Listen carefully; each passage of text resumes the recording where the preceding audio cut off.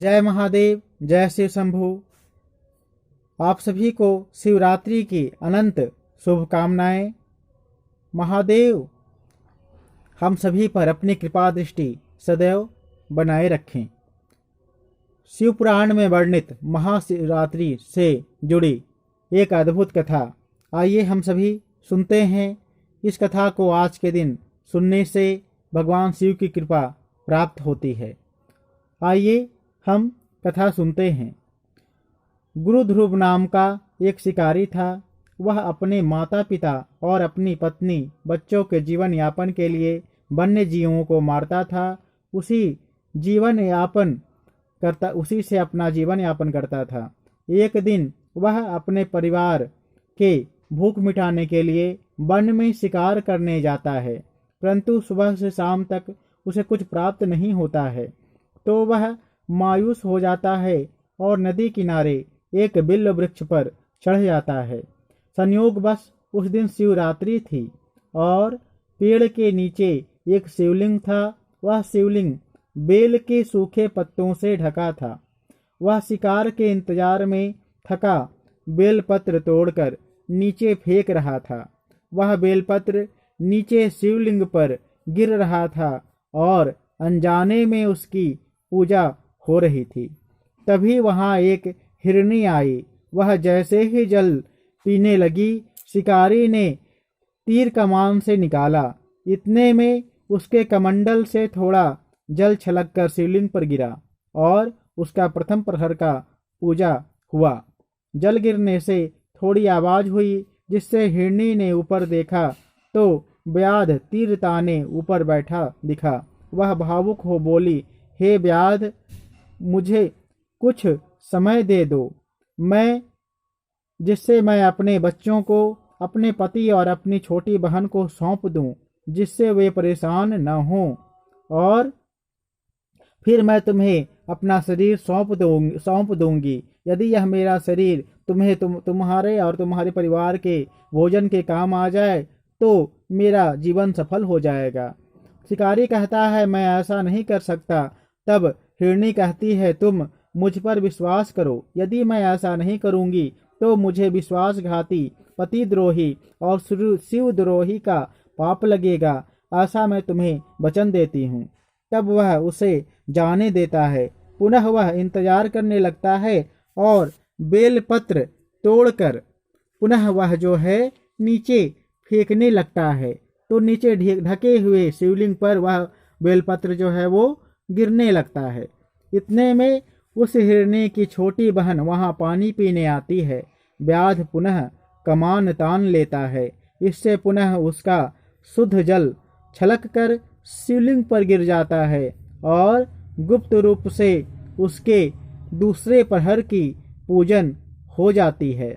जल के आवाज से हिरनी सचेत होकर ऊपर देखती है तो उसे व्याध दिखता है। वह उससे गिड़गिड़ाकर विनम्रता पूर्वक कहती है, हे व्याध, तुम मुझे अभी मत मारो। मैं अपनी बहन से मिल लेती हूँ तथा यह कह आती हूँ कि वह अपने बच्चों की देखरेख स्वयं करे, तथा यदि मैं वापस नहीं आऊँ तो मेरे जीवन का पुण्य नष्ट हो जाए और वह सब तुम्हें प्राप्त हो जाए। तब वह मान जाता है। पुनः वह बेलपत्र तोड़कर नीचे ढके हुए शिवलिंग पर फेंकने लगता है। तभी से उस हिरनी का पति हिरण आता है। जैसे ही पानी पीने लगता है, पुनः व्याध तीर निकालता है। इतने में तीसरा रात्रि प्रहर जो व्यतीत होता है और उसके कमंडल से कुछ जल छलककर नीचे शिवलिंग पर गिरता है। इससे तीसरे प्रहर का पूजन हो जाता है और शिव की कृपा से उसके अंदर थोड़ी उसकी आत्मा जो है वो शांत होता है और वह व्याध का मन आत्मा धीरे धीरे शुद्ध होने लगता है। उस पर शिव की कृपा होने लगती है। जो है वो जब जल नीचे गिरता है और उसका आवाज नीचे होता है तो हिरण भी सचेत होता है और वह जब देखता है तो व्याध को देख कर करके प्रणाम कर करके कहता है, हे व्याध, तुम मुझे कुछ क्षण के लिए, कुछ समय के लिए छोड़ दो। मैं घर जा कर करके अपनी पत्नी और अपने बच्चों से मिलाता हूँ और उन्हें यह सचेत कर देता हूँ कि आज के बाद मैं यहाँ नहीं रहूँगा। अब तुम्हें ही अपने बच्चों का पालन पोषण कर।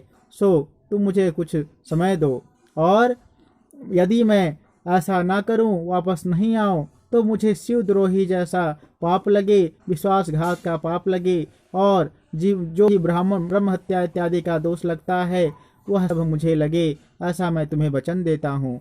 तो वह जो व्याध है उसे भी छोड़ता है। इस प्रकार से वह हिरण जो है पुनः अपने घर आता है, और वह इधर जो है उसका तीसरे पहर का पूजन समाप्त होता है, और वह पुनः जो है वो सोच में कि वह सभी आएंगे या नहीं आएंगे, बिलपत्र नीचे गिराने फेंकने लगता है। इससे वह बिलपत्र पुनः शिवलिंग पर गिरता है और शिव की पूजा होती रहती है। इधर हिरणी और उसका परिवार आपस में मंथन करने लगता है कि हिरणी कहती है मैं जाती हूँ, तुम सब जो है सुखी पूर्वक रहो। उसकी बहन कहती है माता पिता के बिना बच्चे अनाथ हो जाएंगे, इसलिए मैं जाती हूँ, तुम सब यहीं रहो। हिरण कहता है मैं नहीं, ऐसे समय में अपने परिवार को रक्षा का दायित्व जो है मेरा है।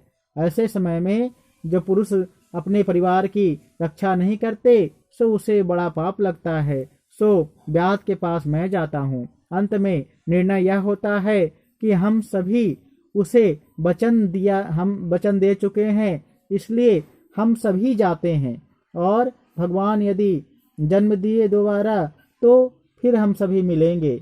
यह सोच कर करके और कहता है कि बच्चों को जो है भगवान के ऊपर छोड़ते हैं, भगवान ने जन्म दिया है तो वही उन्हें पाल लेंगे। इस प्रकार से वह वहाँ से निकल जाता है। तभी बच्चे भी उनके पीछे पीछे हो लेते हैं और कहते हैं यदि माता पिता और सभी लोग चले जा रहे हैं तो मैं इस पुण्य कार्य में पीछे क्यों रहूं। सो हमारा भी जीवन जो है किसी के भोजन को बनने में अगर आ जाए तो हमारा भी जो है वो सदगति हो जाएगा। इस प्रकार से वो भी पीछे चल पड़ते हैं।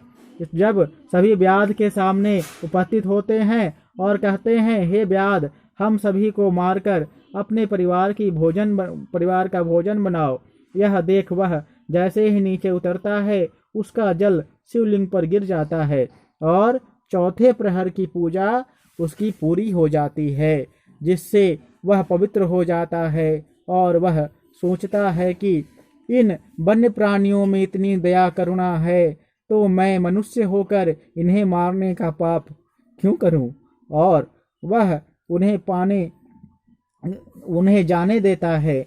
इन सब से महादेव प्रसन्न होते हैं और उसी क्षण वहां प्रकट होकर उसे आशीर्वाद देते हैं कि हे व्याध, तुमने अनजाने में शिवरात्रि के दिन निराहार रहकर शिवलिंग की चारों पहर पूजा की तथा अंत में तुमने करुणावश अपने शिकार को भी त्यागा, इसलिए मैं तुम्हें वरदान देता हूँ इस जन्म में तुम्हारे सारे कष्ट दूर हों और तुम अगले जन्म में श्रृंगवेरपुर का राजा निषाद राजगुह बनोगे और भगवान राम के प्रिय सखा बनोगे, जिससे तुम्हारे कुल का जो है वो गौरव बनेगा और जन्म जन्मांतर तक तुम्हारी कथा गाई जाएगी तथा अंत में तुम मोक्ष की प्राप्ति करेगा।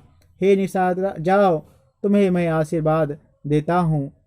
जो भी इस कथा को सुनते हैं अथवा सुनाते हैं उनके ऊपर भगवान शिव की कृपा अवश्य प्राप्त होती है। अंत में मैं आप सभी को बतलाता हूँ, आप सभी आज के दिन 1100 ओम नमः शिवाय बोलते हुए अगर आप जल का दूध का किसी प्रकार से आप अभिषेक भगवान शिव की करते हैं, अन्यथा 108 बार महामृत्युंजय मंत्र जप ओम त्र्यंबकम यजामहे सुगंधिम पुष्टिवर्धनम उर्वारुकमिव बंधनान मृत्योर्मुक्षय मामृतात्, इस मंत्र से करते हैं तो भी भगवान शिव की कृपा आप सभी के ऊपर निस्संदेह बनेगी। धन्यवाद। जय महादेव।